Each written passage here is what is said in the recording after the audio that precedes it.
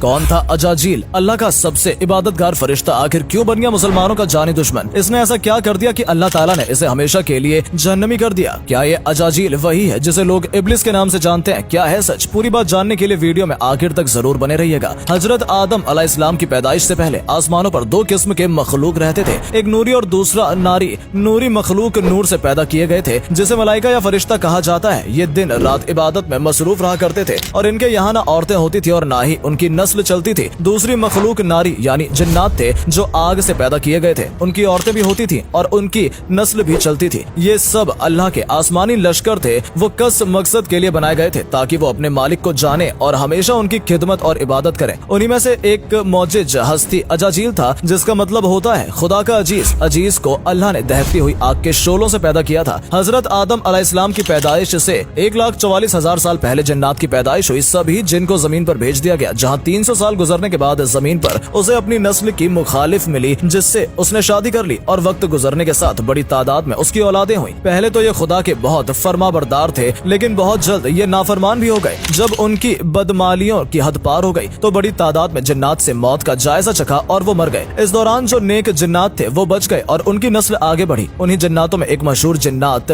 Gene चलीपा था। चलीपा का चेहरा बब्बर शेर जैसा था। खूंखार दिखने के साथ साथ वो बहुत ही बहादुर जिन था। उसकी बीवी का नाम तबलीफ था। तबलीफ का चेहरा भेड़िया की तरह था। वो भी अपने शौहर की तरह दिलेर और ताकतवर जिन था। अपनी तमाम कौम के बीच उसने अपना नाम बना रखा था और कौम का बच्चा बच्चा उनका एहतराम किया करता था। उनके यहाँ एक बच्चे की पैदाइश हुई जिसका नाम अजाजील था। अज्जिल में अपनी माँ और बाप दोनों की खुसूसियात शामिल थी, यानी वो निहायत ही सरकश, बहादुर और ताकतवर था। रिवायत के मुताबिक जिन्नातों को दुनिया में बसाया गया और ये हजरत आदम की पैदाइश से 50,000 साल पहले कबल का जमाना था। बहुत जल्द ये जिन्नात सरकश हो गए और खुदा के नाफरमान बन गए। जब झगड़े और फसाद से जमीन भर गई तो आसमान के फरिश्ते को हुक्म दिया गया, जी जाओ और उन सरकश जिन्नातों को मार फेंको। इस जंग में अजाजील के माँ बाप यानी चलीपा और तबलीफ ने बड़ी बहादुरी से जंग की लेकिन फरिश्ते उन पर गालिब आ गए। फरिश्ते का वार उन जिन्नातों पर इस तरह पड़ता कि वो गिरकर दोबारा न उठते। जंग खत्म होने के बाद फरिश्ते आसमान में उड़ते हुए वापस जा रहे थे कि अचानक फरिश्तों ने अजाजील को रोते देखा। उन्होंने देखा कि मैदान जंग में हजारों लाशों के बीच एक बच्चा जोर जोर से रो रहा है। ये देख सारे फरिश्ते जमीन पर उतर आए। अजाजील निहायत हसीन जमील था और चेहरे से काफी मासूमियत भी टपक रही थी। ये सब देखकर उन फरिश्तों को अजाजील पर तरस आ गया। चुनाचे उन रहमदिल फरिश्तों ने हजरत जिब्राइल अलैहिस्सलाम के जरिए अल्लाह ताला से उसे साथ ले जाने का इजाजत तलब की और फिर अल्लाह की रजा से उसे गोद में लेकर अपने पहले आसमान में उतर गए। इसके बाद फरिश्ते अजाजील को जब बरगाहे इलाही में लाए तो अल्लाह ताला ने उनको हुक्म दिया कि